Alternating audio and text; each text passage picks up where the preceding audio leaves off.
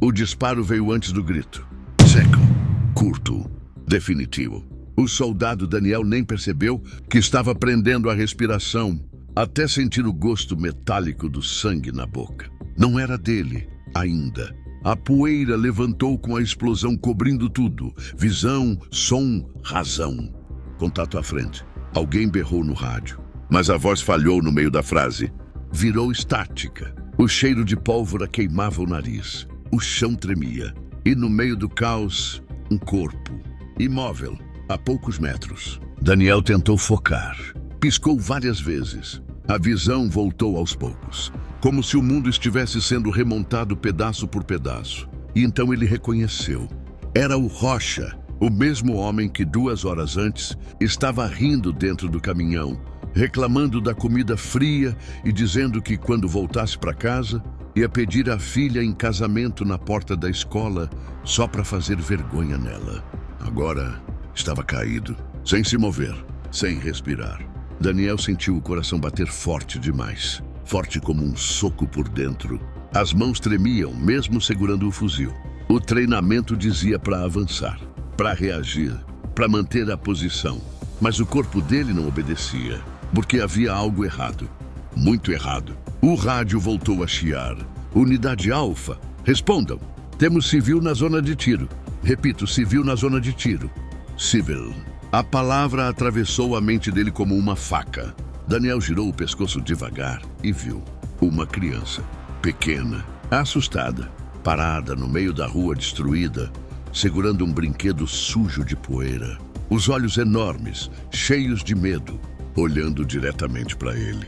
Não chorava, não corria, só esperava. E naquele instante, o mundo ficou silencioso. Sem tiros, sem explosões, sem ordens, só o som do próprio coração martelando no peito.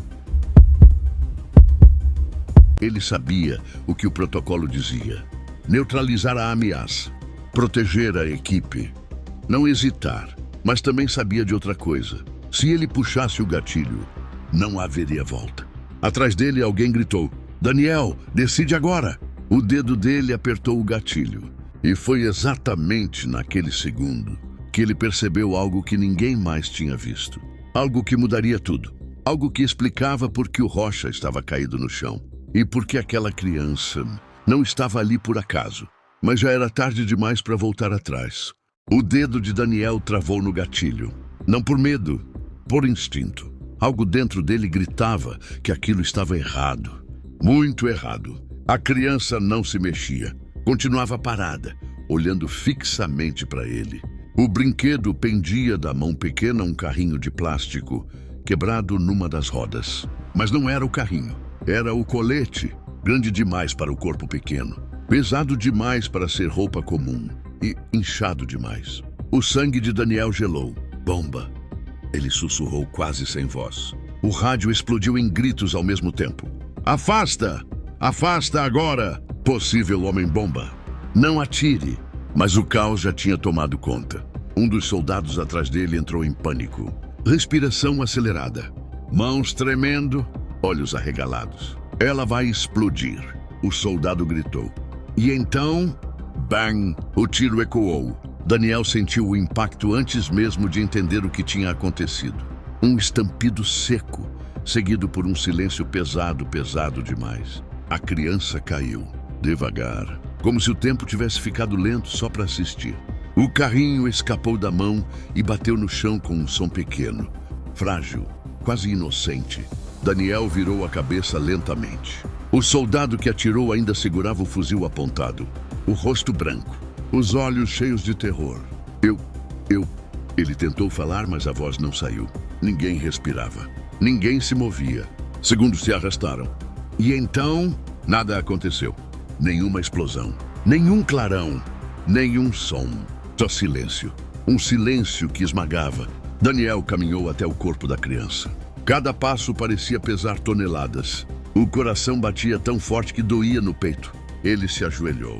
As mãos tremiam. Devagar, com extremo cuidado. Ele puxou a camisa do colete. E o mundo desmoronou. Não era uma bomba, era espuma. Espuma presa com fita adesiva. Um colete falso. Uma armadilha psicológica. Os olhos de Daniel arderam. A garganta fechou. Um nó se formou dentro dele, sufocando qualquer tentativa de respirar normalmente. Ele olhou para o rosto da criança. Pequeno, pálido, imóvel. E naquele instante, ele viu algo que partiu seu coração em silêncio. Um colar? Simples. Barato, com uma foto dentro. Daniel abriu o pingente com cuidado e sentiu o chão desaparecer sob seus pés. Porque a foto não era de um pai, nem de uma mãe. Era de um homem usando uniforme militar. Um soldado. E não era qualquer soldado. Era alguém que ele conhecia. Muito bem. Atrás dele, uma voz fraca surgiu carregada de dor. Daniel, ele virou rapidamente. Roger, ainda vivo. Sangue escorrendo pela lateral do corpo. Respiração curta. Olhos lutando para permanecer abertos. Daniel correu até ele. Fica comigo. Fica comigo. Disse pressionando a ferida. Rocha tentou falar. Tossiu sangue. A voz saiu quebrada, quase sumindo. Ela não era inimiga? Daniel sentiu o estômago revirar. Quem é ela? Perguntou desesperado. Rocha olhou na direção da criança caída no chão. Os olhos dele se encheram de lágrimas. Eu então, com a última força que restava, ele respondeu. É, minha filha. Os tiros começaram antes mesmo de Daniel dar o terceiro passo. A rua explodiu em caos, poeira, estilhaços e gritos. Ele correu segurando o pequeno corpo nos braços.